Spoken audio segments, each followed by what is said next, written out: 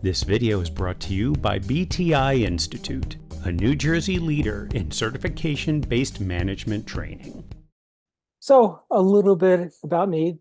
Tonight's presentation, I'm sure everybody's already talked about, is we just want to talk about Scrum, going back to the basics. And pretty much I've been doing this for 15 or so years now. I've been working with Agile teams and I've been really having a great time. It's really a lot of fun when you work with a team and you help them actually do better. It's just this really great feeling, especially when they start delivering a lot of value to the business. That makes it even better.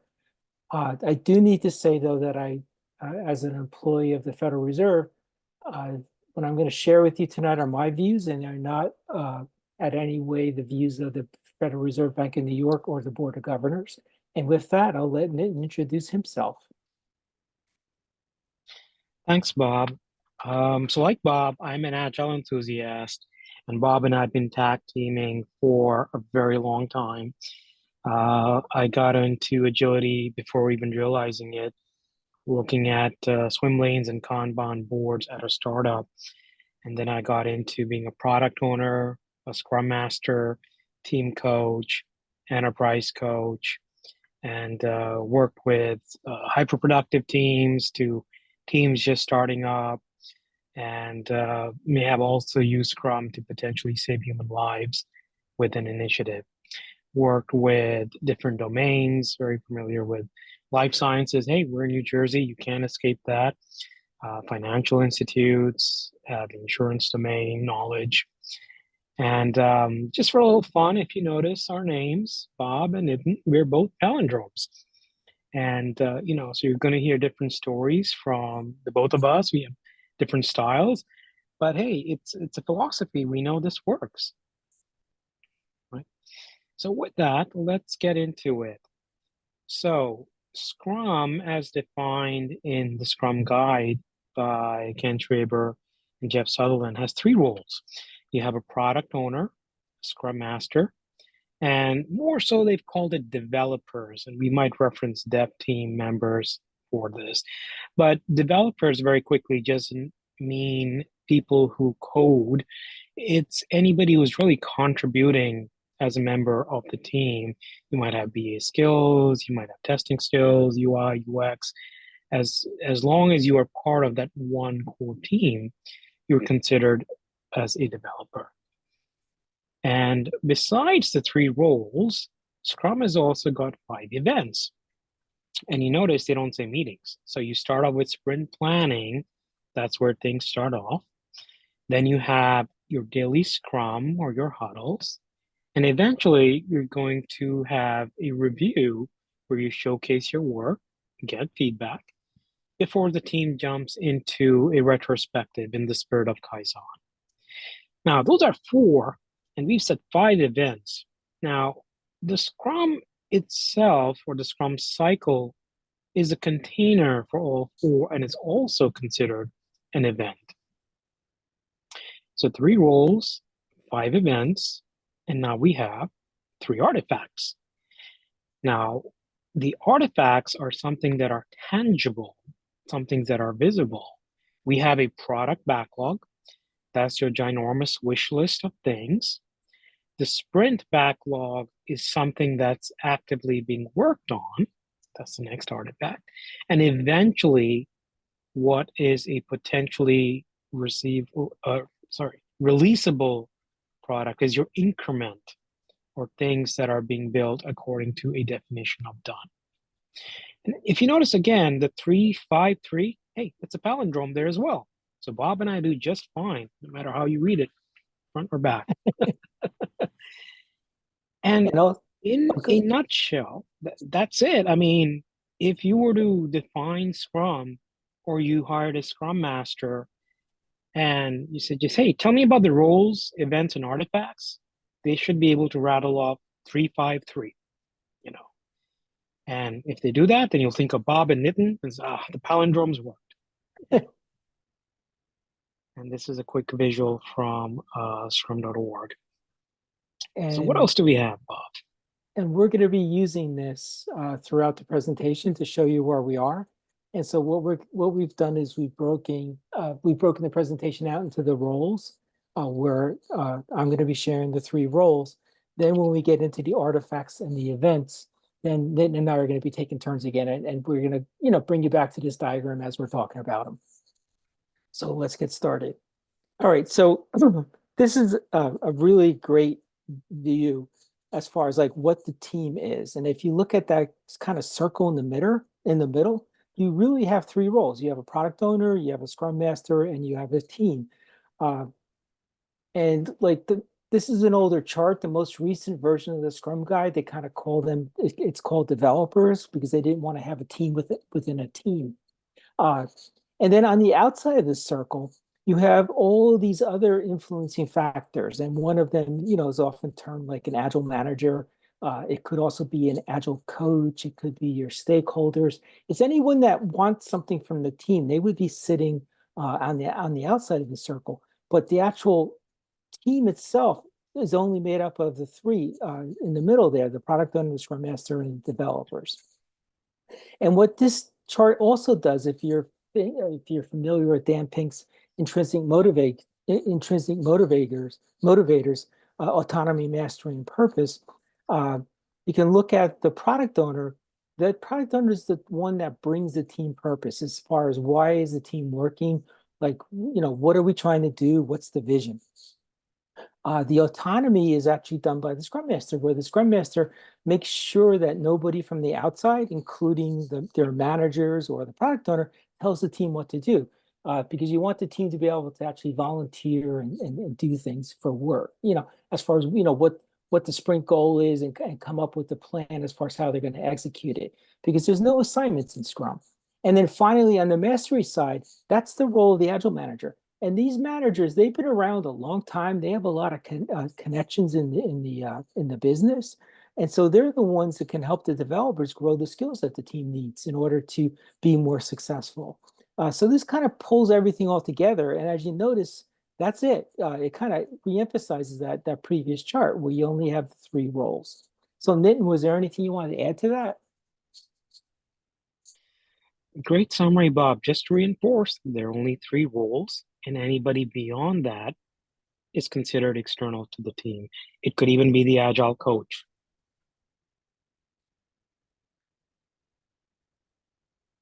All right, we have a lot of information to cover. So I'm going to quickly go through the 3 roles. And the first one is a product owner.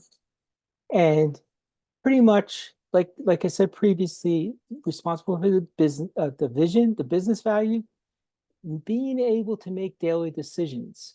Like how often have, I've been doing this with many teams where they kind of they name somebody the product owner, but they're so busy, they're not available. They can't really answer any questions.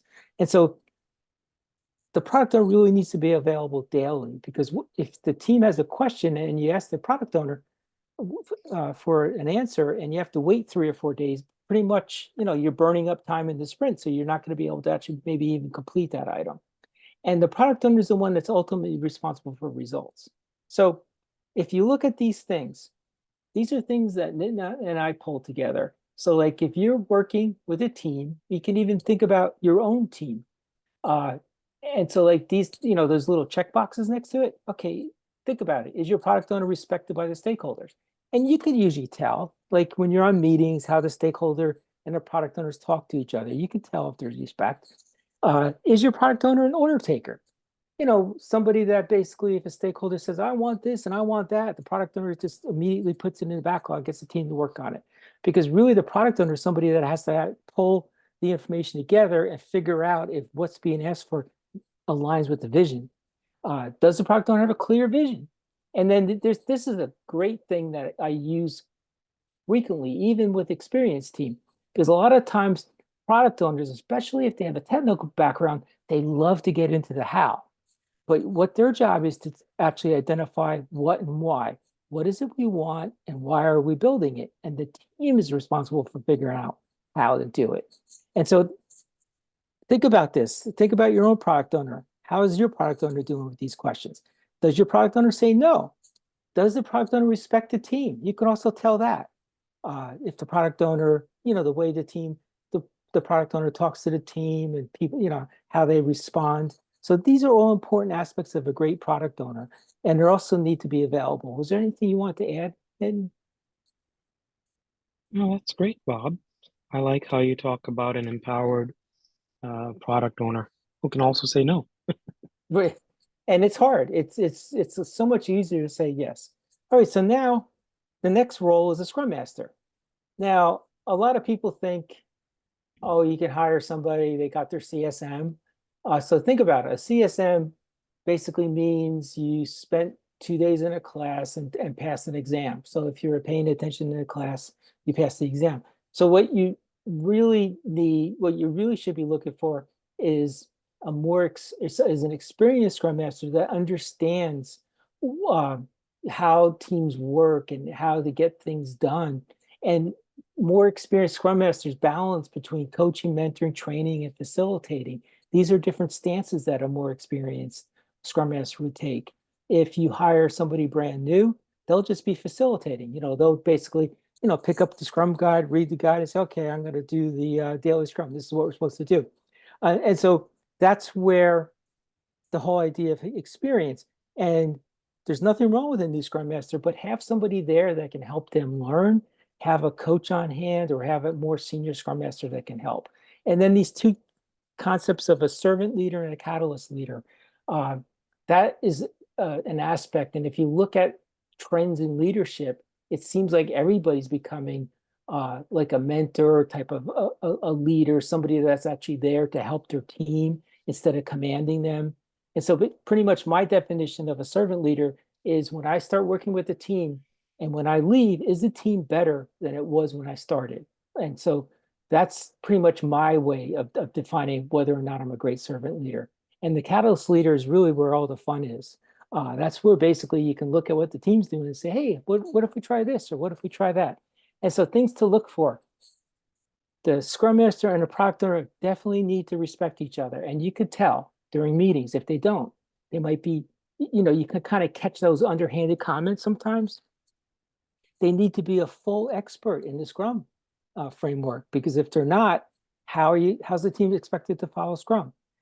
And also a lot of times, particularly with the inexperienced Scrum Masters, is your job is to get the team talking and then get out of the way. Because what you want is you want the team to be doing all the talking, the team to be making the decisions. Your job as a Scrum Master is also to protect the team and definitely not taking a command and control type of stance like a project manager would. And also they need to be available. Was there anything else you wanted to add to that, Nitin?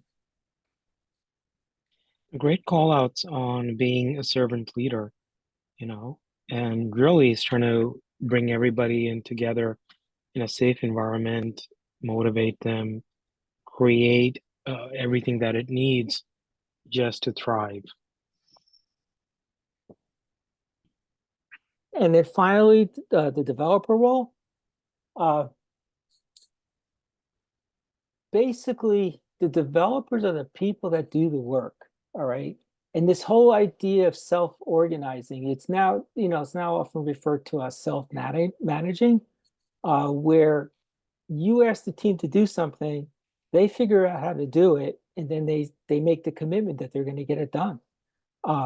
The team should have cross-functional skills, because how often have you worked with teams where, oh, you only might have database skills, but you need somebody on the front end to do development. So guess what? You're out trying to get another team to help you. And what happens with that, you have all the coordination, conflicting priorities. So ideally, you have a team of developers that can do everything in order to deliver items for what they're working on.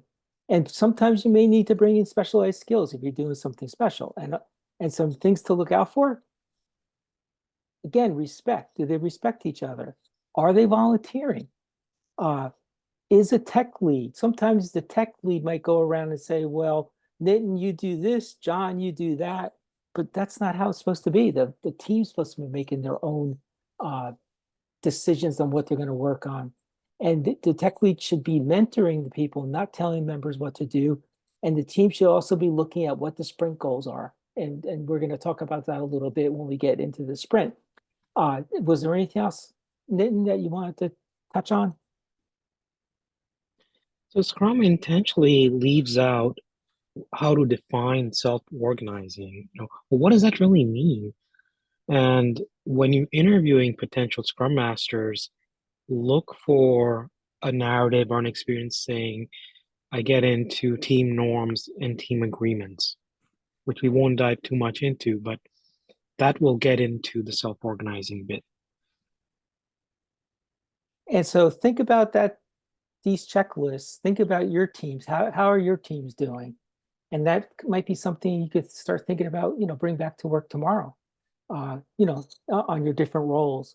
Because for Scrum to work, you need to have all three roles. You can't have a Scrum Master who's also the product owner. You can't have a product owner who's also the Scrum Master. So that, things to think about. All right, now for a real quick quiz. So hopefully you won't be penalized. Who is expected to take care of budgets on the Scrum team? And so we just talked about three roles. So it would either be the product owner, the Scrum Master, or the developer. So could somebody just yell something out? Or Nitin, if you see it in the chat, if you could let me know, because I can't see it. Yeah, great call out. Let's see what's coming up for number one. We've got Reka, Sunil, Martin, Mary Beth saying product owner. We have Sam saying project manager. Jeff, Jamie, Ann, Wendy, Nick, product owner.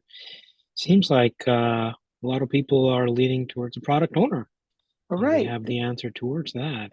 All right. And Remember, that's the answer. we have not spoken about a project manager on a Scrum team.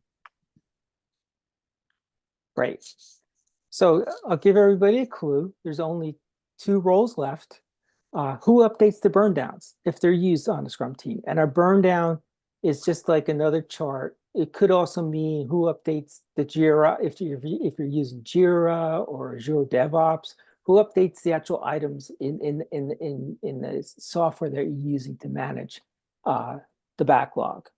So who makes those updates? So basically, we only have the Scrum Master or the developers left.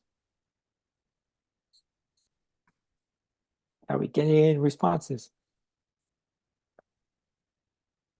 Yes, we're starting to see SM for Scrum Master, Mary Beth, Judy, Wendy, Nick, Pat. Pat is saying dev. James is saying developer. Seems like we're getting a bit of a mix over here between Scrum Master and developers. Okay, well, let's take a step back and think about it.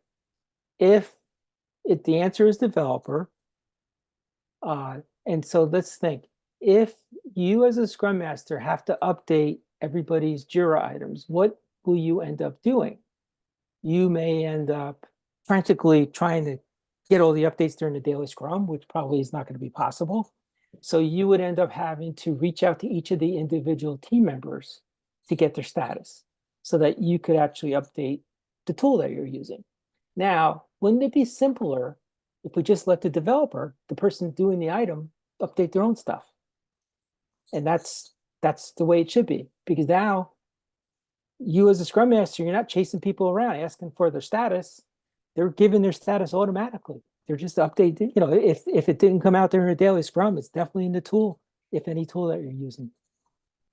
And so the last question. Okay, it's a kind of a giveaway. Who asks powerful questions, plays dumb at times, and may say, don't use Scrum for this? Well, that would be your Scrum Master. So those are the three questions. And now we're going to move into artifacts, so unless there's any questions about the roles we just went over. Yeah, hi, this is Sal. I have a quick question about the roles. How do you have any information about the time commitment to play one role or the other when you're developing one single product or multiple products? So I'll take a stab at that, Sal. Being a former product owner and Scrum Master, eventually getting into coaching, these are demanding roles. If an organization can budget for these and recognize it, these are full-time jobs, right? It doesn't matter if you are one team. Typically, they say, a smaller team is 9 to 11 members. So you got one dedicated product owner that's juggling, what the stakeholders want to interacting with members of the dev team. Your Scrum Master is a master of ceremony overlooking, your artifacts, your containers, making sure the environment's conducive. And then you have a multitude of developers, right? All masters of their skill, So they say for Scrum Masters, they can sometimes tap into being a Scrum Master for two teams. But there's also a saying, a good Scrum Master can help overlook two teams. A great Scrum Master will help overlook one. Right. So it's a bit of a journey, and I'm being a bit philosophical, but just know that these are demanding full-time roles. Thank you. And the other thing is that ideally your developers, Nitin did a great job touching on the product owner and the Scrum Master, but your developers, ideally they're dedicated to the team 100%. I know that's not always reality, because we live in a crazy world right now. But if you think about it, if your developers are constantly context switching between different teams that they're working on, you're losing a lot of efficiency. So ideal, again, these are all ideal states, and it's really great if it's a one-to-one type of thing, but sometimes the organization can't afford it, so you might see two Scrum, a Scrum Master with two teams and stuff like that. But it does present problems because when you have your Scrum events, depending on how things fall, you could end up having conflicts, and it really depends on your sprint duration and everything. So did that answer your question? Yeah, thank you. Sure. All right, so Lynn, let's start talking about some artifacts. Sure. So what do we have here? The first artifact, the product backlog. This is a wish list, and it's a container for anything and everything that has to be built or could be built, right? And it is a great mechanism of capturing feedback. And if you have a release plan, you can kind of have all kinds of metadata associated with this. And also what we find is things up top are more refined or ready to be worked upon. And things that might not have been fully vetted out or are bigger in size might be further down in the order of things. Traditional requirements had something like, hey, this is a high priority, or a medium, or a low, or a high medium, right? When you have a container like a product backlog, a product owner simply says, hey, we have an ordered backlog, or a Scrum Master encourages everybody to think along those lines. And we just have things going from the top to the bottom. And what we have here is just an example of a tool with one organization. And you can start seeing, again, you have like story 1854 talks about a template, item 1895 about some alerts, and so on and so forth. There's nothing like a high, medium, low over here. You might have other pieces of metadata, such as, hey, this is all part of release 1. You might have some other color coding as well. And you might have some developer pictures or initials as to who's taking it on. And you've got some things as a weight, such as numeric story points over there. So going top down. And we've also got a little bit of fun here with Dilbert. Some of you may have seen this. A lot of user stories are used to capture requirements with the 3 C's: card, conversation, confirmation. And we have Dilbert here talking about all the features needed. And each feature needs to have what we call a user story. And the person says, I just want everything. But the whole idea of a user story is so that we can slice and dice it into something smaller. It can be easily churned out. It can also be tested along the way. And if you show it to your product owner or actual customer or potential customer, they can give you feedback. And of course, a lot of us have seen this, some sort of a templatized thing or a very common narrative, as a persona or user profile. I need or I want something so that there is a value or a benefit. The idea here is simple. We don't want to get too technical, not mumbo jumbo. We just want to be able to give this to someone and say, hey, would you understand this? If this were to be delivered in about 2 weeks, would this make sense? And they should be able to say yes. User stories also have styles, specification by example, there's behavior-driven development, there's the invest model. So a product owner would be familiar with a lot of these things. And if you also notice, there's no how. Yep, good call out again. Right, this is a summary page, and it basically it's going to follow each one of these. So then if you want to finish up with this on product backlog. Yep, so as we can see, Scrum Master is just getting the container, getting the environment, assisting the product owner wherever needed. Might even have a set cadence for refinement calls with the team, right? So after the product owner's got an initial list of items, the development team members are empowered to ask questions, get clarity. And if you are doing that refinement call, the one thing I would see or listen for is, hey, can people estimate these stories? And estimates aren't just numeric in nature. If they are comfortable and confident in giving a weight, it means they also understand what is being asked for. And that's just the what. It's not the how or the execution. That will come further down the road. So you got the 3 roles and what it's doing for our product backlog.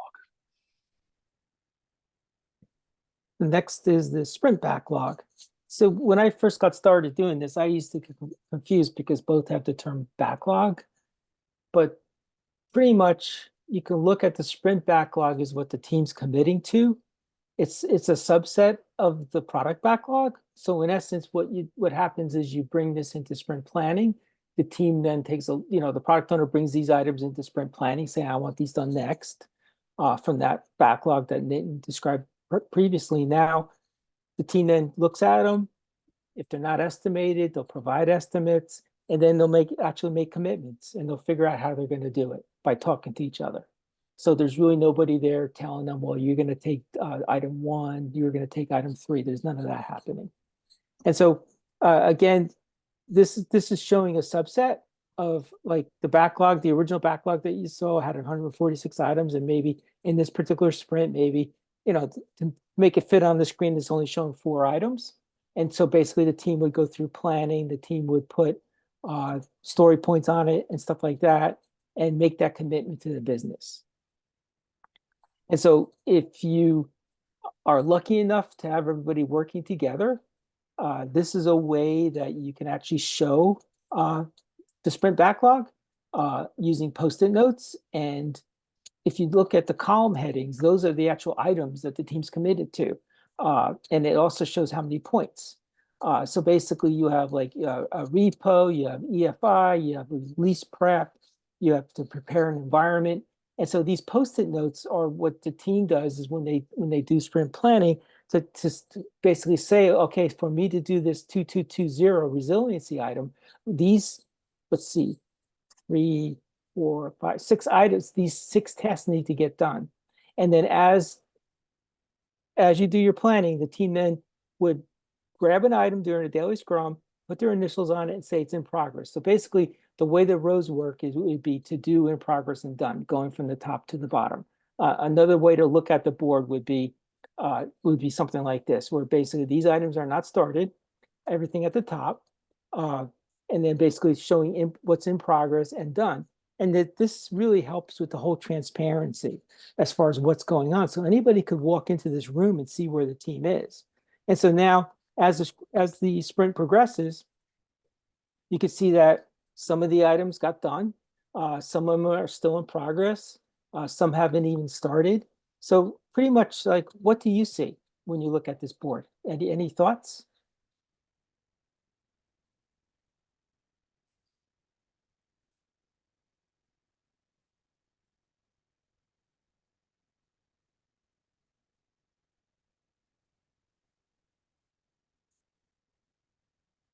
Well, one of the interviews that I went on, I walked into this room, and there was about 20 people in there, and they went, "Hey, Bob, what do you see?"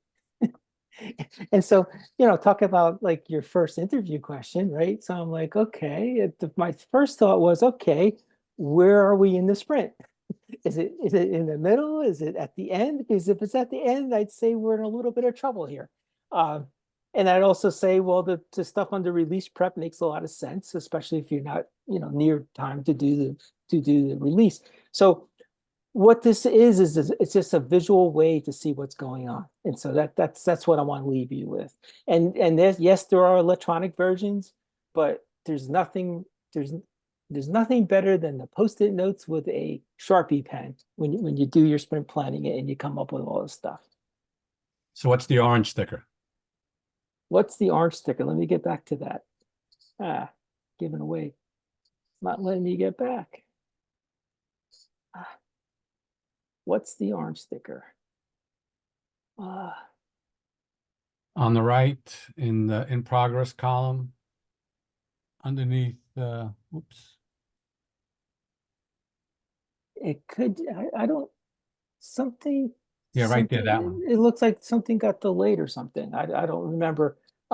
This is, going back a couple of years. But it could have been, we might have had them flag like something that was a blocker.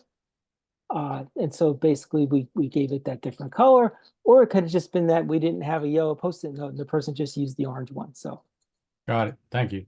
sure. All right, so real quick, because we do have a lot to cover. You have what the product owner does for the sprint backlog. There's 2 sprint planning meetings. Part one is basically where the product owner talks about everything, and part 2 is where the team actually creates all those subtasks. And this is a heavy lift for the Scrum Master. They have to schedule it, they have to facilitate it, and they actually help the dev team break down the items. But the Scrum Master doesn't break down the item. They actually help and coach them. And everybody on the dev team needs to be there. Basically, you have to be able to volunteer. In a PBI is called a product backlog item. And basically, what I found is the more subtasks the team's able to create, the more visual the board becomes. Because what you want is a subtask that would represent, like each of those Post-it notes that would represent a day or less worth of work. So every day when you come into your daily Scrum, you're going to see movement. And then basically, if somebody comes up during a daily Scrum and doesn't move anything, and they say, well, maybe the previous one they said they were going to get something done, then they have to talk to the team and explain why. Maybe they're blocked, maybe they need help, that kind of thing. So with that, let's go into this quiz that I kind of gave away the answers to already. For the artifacts, the increment does not need to get released to production. It's basically something that you need to have at the end of the sprint, and then the product owner decides when it goes to production.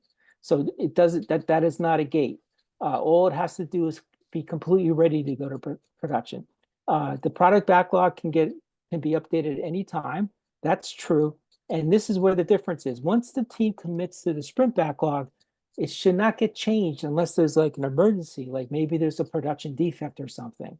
So really, you can think about it, the product backlog is wide open. You can keep on adding to it, but once the team commits to something, you kind of try to lock that down. But the power of Scrum is for the next sprint, you could pull anything else out of the backlog. So you're not kind of stuck in the direction you're going in. And so with that, let's talk about events, Nitin. Sure. So everything has a start, and it starts with sprint planning, right?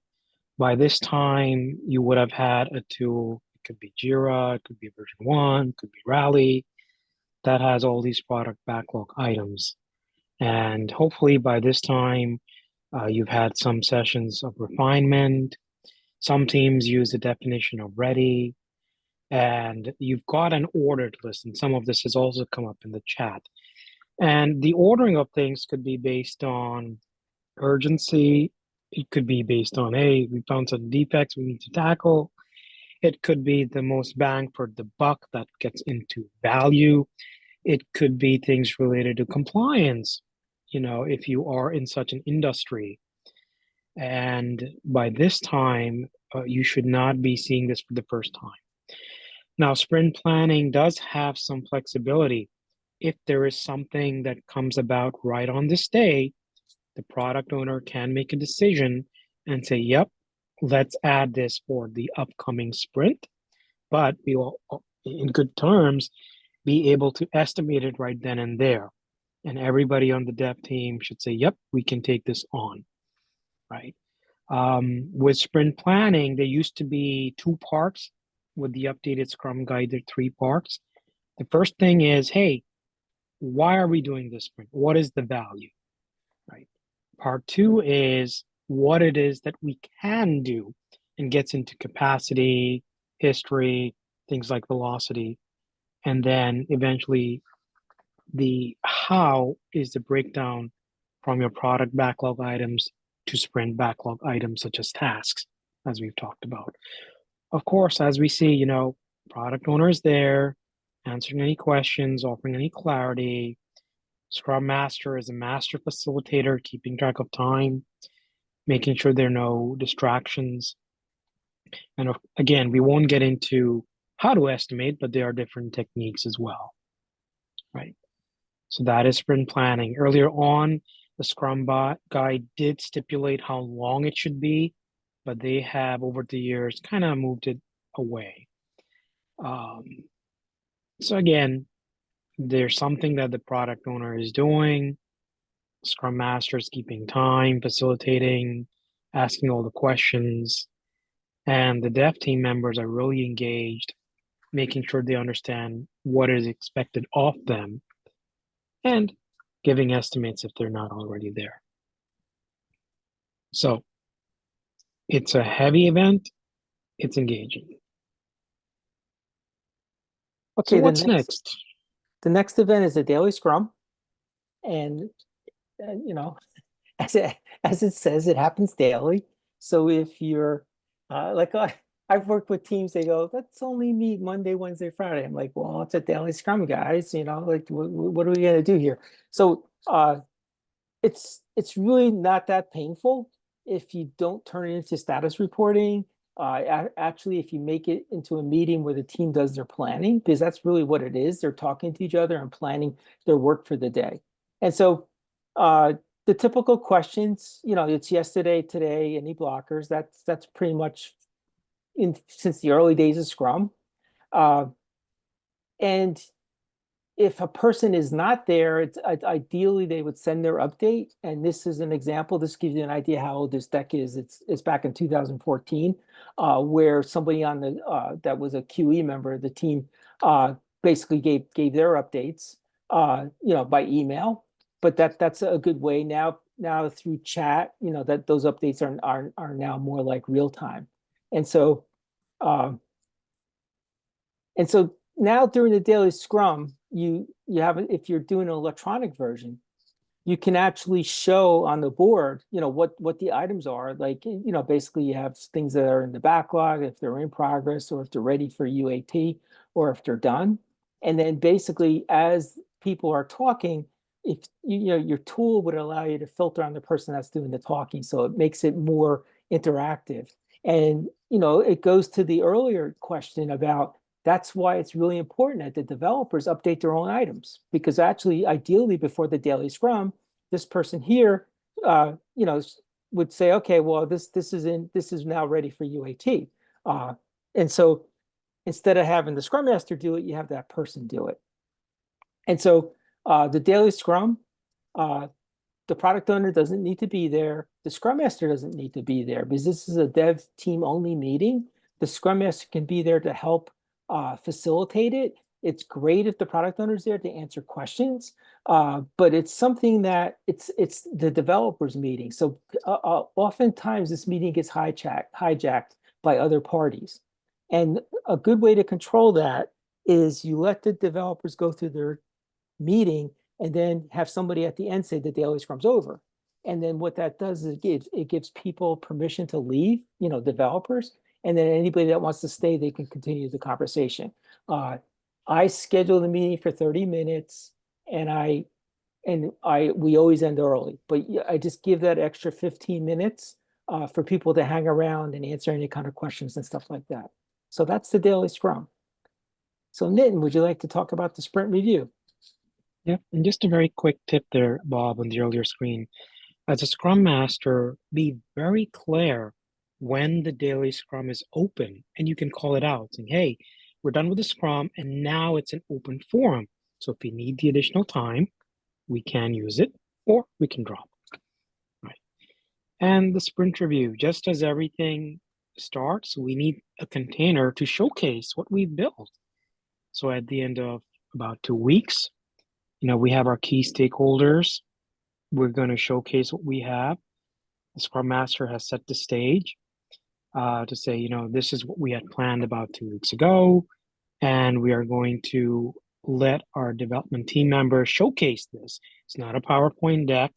It's actual tangible work that people can throw darts at, right? And the product owner will say yay or nay, saying, yep, this makes sense. We have met our boundaries of acceptance or acceptance criteria, and I'm going to accept this. Now, we can still get feedback. Oh, the stakeholder said, that is what I asked for, but could you also do blah, blah, blah? Sure, says the product owner. Let's capture that for an upcoming sprint. Oh, I see that. And could you also do blah, blah, blah? Sure, says the product owner, but maybe we might do it in a subsequent sprint, and we'll talk about that offline. So your product backlog is forever evolving, right? And Bob has got an example here of some of the flow of things as well. Bob, you were going to say something? Yeah, this is showing 3 teams actually, and when you hit the sweet spot is when your business people start giving demonstrations. That's when you made it. Once the business is able to start demoing what the team built, and you can hear the passion in their voice when they're showing it to their community, the people in attendance, it's the most wonderful thing.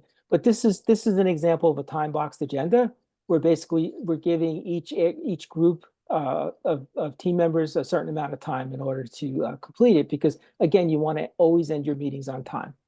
You want to start on time and end on time. And again, just go ahead, you can finish, Nitin. Yep. And so again, the product owner is there as the voice of the customer, one who's juggled and met with so many stakeholders, and really seeing where things stand as of that time, declares the yes, done or not. Hopefully everything met the definition of done. That's key. And again, Scrum Master, Master Facilitator is keeping track of time and can really support the product owner and members of the dev team here just to make sure if there's feedback, it should be captured. And if it's overlooked, they can just remind the product owner to do that. And the dev team is doing hands-on stuff with the demonstration, or if there are any other questions that emerge, they can answer from a technical viewpoint and so on. So that's the sprint review. Looks like Patrick has a question. Yeah, I do.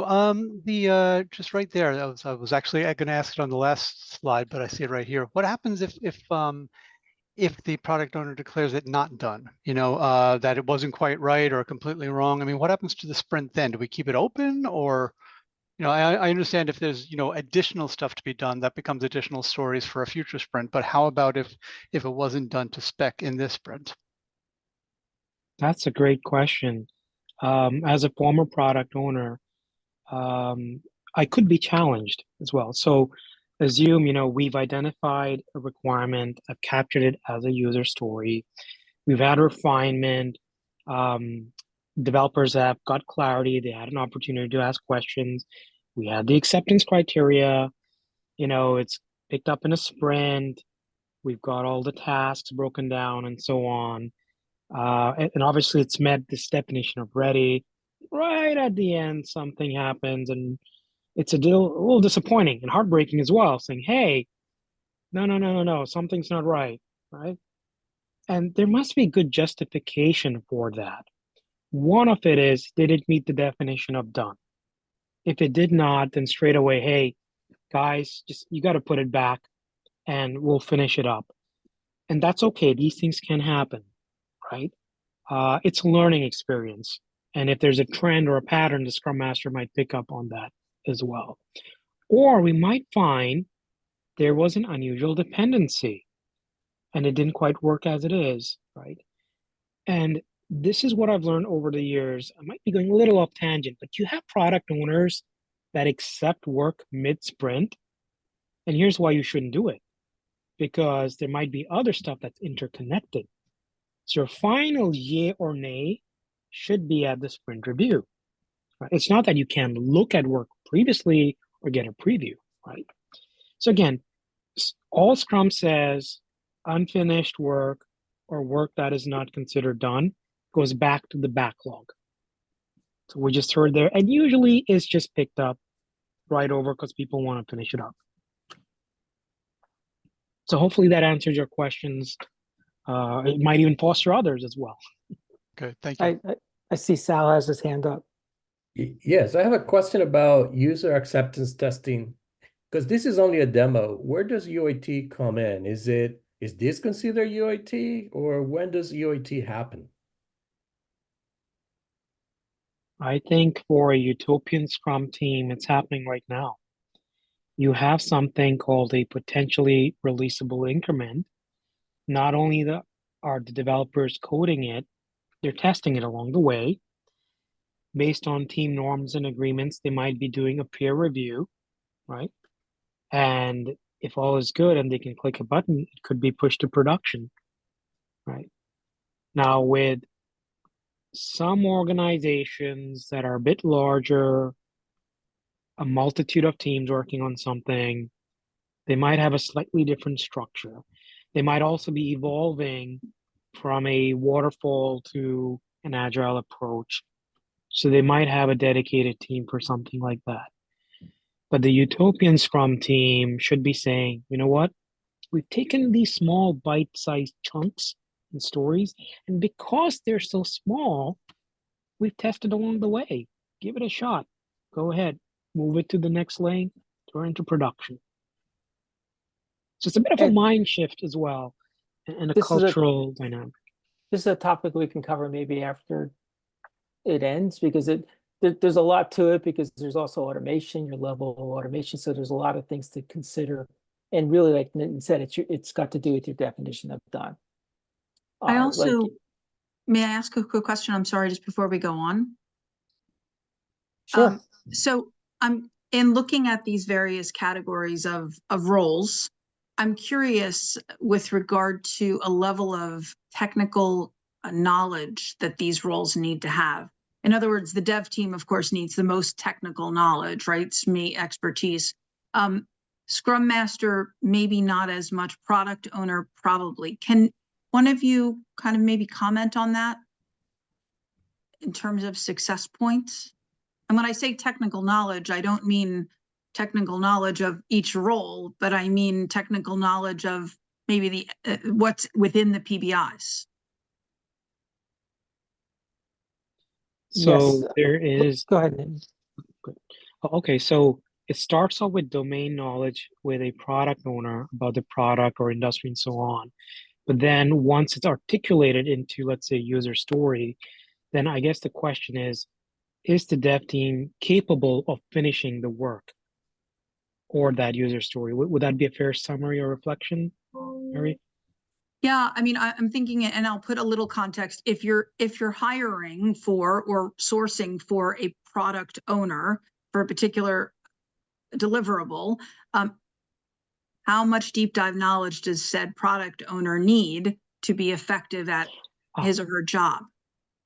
Yeah, the product owner should be able to articulate the what clearly. The how or the execution is in the realm of the development team members. If you by chance get lucky in finding someone who can get a little bit more into the weeds, then that's just luck, you know, but they need to be able to clearly articulate the what and understand the industry. Perfect. Thank you. Yeah. All right, Bob, let's keep going. Yeah, I've been yeah, blabbering a lot too. just one last thing. I've worked with product owners that had a team of SMEs, working for them. Sometimes they call them a BA. And so the deep details are people that sometimes they report to the product owner. Sometimes they're just part of the product owner team to help, because one person can't understand everything. That's not, that's like a unicorn. All right, so let's go into the sprint retrospective, and keeping to our time box, I'm going to be talking rather fast. This comes at the end of the sprint, and a lot of times, people like to kind of mix things up. Like they like to do sprint planning for the next sprint and then do the retrospective. But ideally, you want to do the retrospective first, because you want to take what you learned, the feedback you get during the meeting, and put it into your planning for the next sprint. So that's the reason why it's ordered that way. But I'll always get into arguments over teams that say, well, it doesn't work good for our schedule, but it's always better to do it retrospective than planning. All right, so there's different ways of doing a retrospective, and this ended up becoming the whole retrospective. I just drew a happy face, a small face, and a sad face, and I just basically asked people how they felt. And this was actually during a time when there was a major change with the product owner. And what this did was it gave the new product owner an opportunity to talk to everybody as they were saying, what their feeling was and where they were on the scale. Amazing. It's a really great, it's called Express Yourself. Very quick, easy to set up. This next one, you basically stop, do less of, start, keep, more. This is called a mutant starfish, only because it also has that whole WIIFM, what's in it for me type of thing, where people would then write Post-it notes, where you can then talk about what should we stop doing, what should we do less of, what should we start doing. And then you have people go around and do dot voting, where basically they put dots on the cards that they really want to focus on, because you want to come up with maybe 1 or 2 actionable items out of retrospective, not 10, because you want to come up with something that's really helpful. But this is a great exercise too. This next one is if you're working remote, instead of just doing start, stop, continue, you can do happy, ideal, sad, and then show appreciation for people. It's always good to do the appreciation, because we often forget that, and the team members like it. They like it when they say, "Hey, you helped me on that last sprint. Thank you so much." So pretty much everybody needs to attend. Sometimes people say the product owner shouldn't, but the product owner needs to be there. It's a heavy lift for the Scrum Master, because they basically need to facilitate it, and the developers must attend it as well. And so with that, we have 2 minutes left. So then there's this optional event called the product backlog refinement. And usually that takes place in the middle of the sprint, where basically it allows the team to come together before sprint planning, basically where you basically come together and refine the backlog. And pretty much it's a meeting where the product owner will think, okay, these items are going to come next. Do we need points? Do we need more clarification? And you just get those details. So that way, when you go into sprint planning, it'll go that much more smoother. And so with that, we don't have time for the quiz, but basically continuous learning is a retrospective, see what was delivered as a sprint review, and basically identifying the backlog items is sprint planning. And basically where people make commitments is the daily Scrum, because basically they're making commitments to each other. So with that, don't really have time for this, but this kind of gives you an idea of how the Scrum team could actually work with a PMO on the outside, where between the product owner and the Scrum Master would actually report to the PMO. And so that concludes our session. So Nitin, was there anything else you wanted to say? Oh, that was quick, Bob. Thank you. I know we rushed it a little bit. We will make the slides available. And hey, we do have an informal 15 minutes. So if people Yes. can stay on or they'd be willing, we can do a deeper dive. We can take questions as you'd like. And I just tell people, hey, always look at the most recent Scrum guide because it does evolve ever so often.